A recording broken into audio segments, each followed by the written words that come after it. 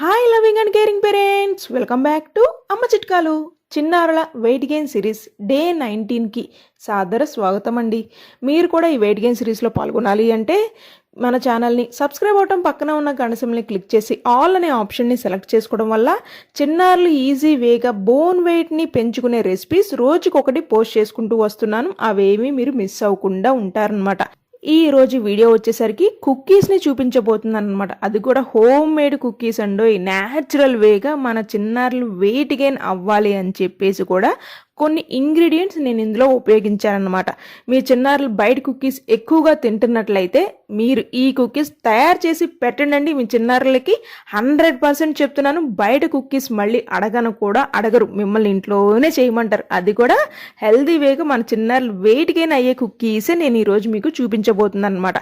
మా పాపకి కుక్కీస్ అంటే ఖచ్చితంగా అందులో చాక్లెట్ ఫ్లేవర్ ఉండాలి. అందుకని నేను మా పాప కోసం, అలాగే ఎవరికో ఒకరికి కుక్కీస్ ఎవరికైతే చాక్లెట్ ఫ్లేవర్ ఉన్నా, చిన్నారులు ఉంటారు కదా, ఇష్టపడే చిన్నారులు, వాళ్ళకు కూడా ఉపయోగపడుతుంది అని చెప్పేసి నేను ఇందులో చాక్లెట్ ఫ్లేవర్ని కూడా యాడ్ చేశాను. చిన్నారులు ఎవరైతే టీతింగ్ పీరియడ్లో ఉంటారో అలాంటి చిన్నారులకి కూడా ఇలాంటి కుక్కీస్ పెట్టడం వల్ల ఏంటి అంటే చేతికి తీసుకుంటారు, చక్కగా తింటూ ఉంటారు అనమాట, చూయింగ్ చేస్తూ ఉంటారు, వాళ్ళకి బాగా నచ్చుతాయి.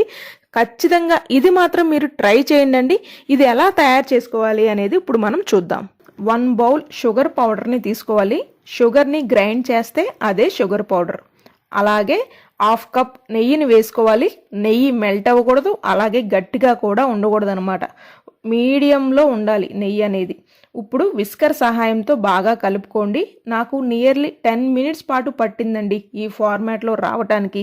టెక్స్చర్ వచ్చేసరికి ఎలా ఉంటుంది అంటే కేక్ కోసం మనం క్రీమ్ని ప్రిపేర్ చేస్తాం కదా, ఆ విధంగా ఉంటుందన్నమాట.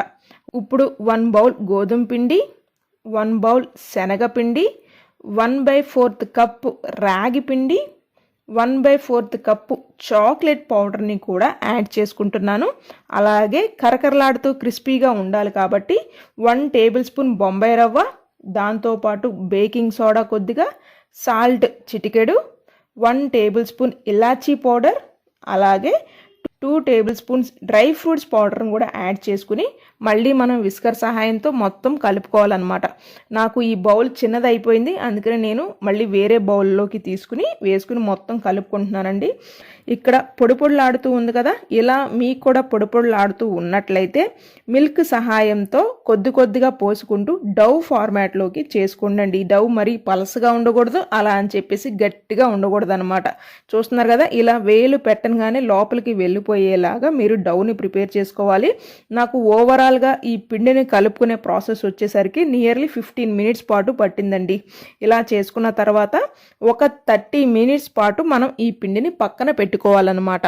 ఆ తర్వాత డౌని చిన్న ఉండల్లాగా తీసుకుని మనం చపాతీకి ఏ విధంగా అయితే ఉండని తీసుకుంటామో చిన్నారుల కోసం చపాతీ చేసేటప్పుడు అంతే ఉండని తీసుకోవాలన్నమాట. తీసుకుని ఎడ్జెస్ని ఒక్కసారి ఒత్తుకున్న తర్వాత మధ్యలో ఒకసారి జస్ట్ అలా ప్రెస్ చేసినట్లయితే చిన్న గుంటలాగా పడుతుందన్నమాట.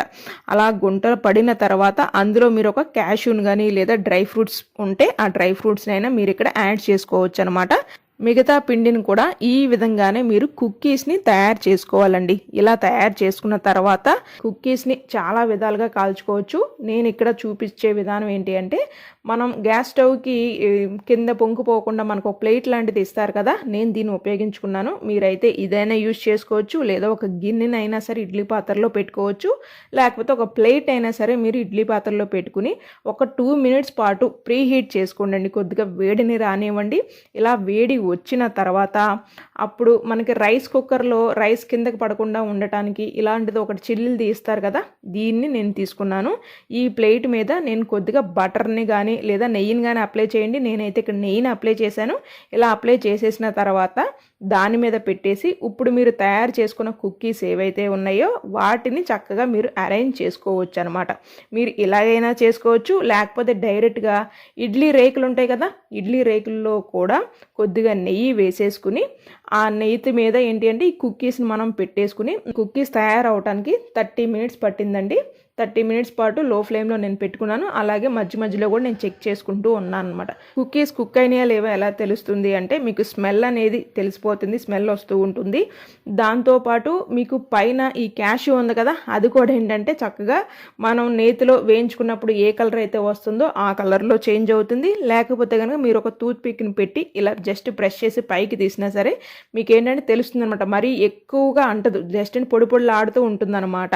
సో అప్పుడైనా సరే ఆ టూత్ పిక్ని పట్టైనా సరే మీరు తెలుసుకోవచ్చు, ఓకే పొడి పొడిలా ఆడుతుంది కాబట్టి ఇది రెడీ అయినట్లుంది అని చెప్పేసి మీరు అప్పుడు స్టవ్ని అయితే ఆఫ్ చేసుకోవచ్చు అనమాట. ఫైనల్గా అవుట్పుట్ వచ్చేసరికి ఇలా ఉంటుందండి. ఖచ్చితంగా మీ చిన్నారులకి పెట్టండి, 100% ఇదైతే నచ్చుతుంది. బయట కుక్కీస్ కన్నా నన్ను అడిగితే ఇవి బెస్ట్. ఎందుకంటే నాకేం పెద్ద తేడా ఏమీ లేదు, ఓకే గట్టిగా కూడా ఉండవు, పొడి పొడిలాడుతూనే ఉంటాయి. ఎందుకంటే ఇందులో మనం బేకింగ్ సోడా కూడా వేసాం కాబట్టి పొడి పొడిలాడుతూనే ఉంటాయి. అంతా సేమ్ మీరు ఎలాగైతే నేను మెజర్మెంట్స్ చూపించానో ఆ విధంగానే మీరు మెజర్మెంట్స్ తీసుకుని మీరు కుక్కీస్ని అయితే తయారు చేసుకోవచ్చు అండి. చాలా బాగుంటాయి, ఖచ్చితంగా ట్రై చేయొచ్చు. 100% చెప్తున్నాను, ట్రై చేయండి, మీరు ఖచ్చితంగా సక్సెస్ అయితే అవుతారండి. ఇది ఈరోజు వీడియో వచ్చేసరికి మీకు నచ్చినట్లయితే ఎప్పుడు చెప్పేదే లైక్ చేయడం మాత్రం మర్చిపోవద్దు. ఫస్ట్ టైం విజిట్ చేసినట్లయితే ప్రీవియస్ వీడియోస్ కూడా ఒకసారి చూడండి. మీ చిన్నారులకు ఉపయోగపడే వీడియోసే ఉన్నాయి అని మీకు అనిపించినట్లయితే సబ్స్క్రైబ్ అవడం, పక్కన ఉన్న గంట సింబల్ని క్లిక్ చేసి ఆల్ అనే ఆప్షన్ని సెలెక్ట్ చేసుకోవడం మాత్రం అస్సలు మర్చిపోవద్దే. నేను మళ్ళీ రేపొద్దున ఇంకొక బ్యూటిఫుల్ రెసిపీతో మీ ముందుకు వచ్చేస్తాను. Thanks for watching. Bye bye, see you on next video.